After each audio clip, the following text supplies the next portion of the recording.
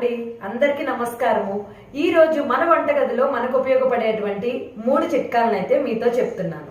మొదటిది ఏంటి అంటే, మన ఇడ్లీ వేసుకునేటప్పుడు పులిసిపోతూ ఉంటుంది కదా, అది అలా పొలవకుండా ఉండాలి అంటే ఆ పిండిలో ఒక తమలపాకు అయితే వేసి ఉంచండి.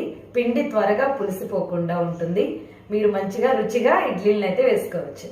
రెండో చిట్కా ఏంటి అంటే, తేనె మనం ఒక బాటిల్ ఒక చోట పెట్టినప్పుడు ఎక్కువగా ఆ తేనెకి చీమలు పట్టేస్తూ ఉంటాయి. అలా పట్టకుండా ఉండాలి అంటే ఆ తేనెలో మీరు 4-5 మిరియాలు అయితే వేయండి. అప్పుడు చీమలు పట్టకుండా ఉంటాయి.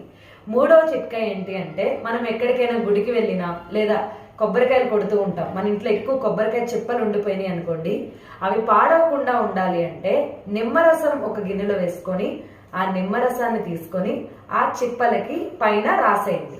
ఆ కొబ్బరి చిప్పలు అనేవి త్వరగా పాడవకుండా ఎక్కువ రోజులు నిలవాగుతాయి. చిట్కాలు నచ్చితే అందరితోటి షేర్ చేయండి. ఛానల్ని సబ్స్క్రైబ్ అవ్వండి. Thank you.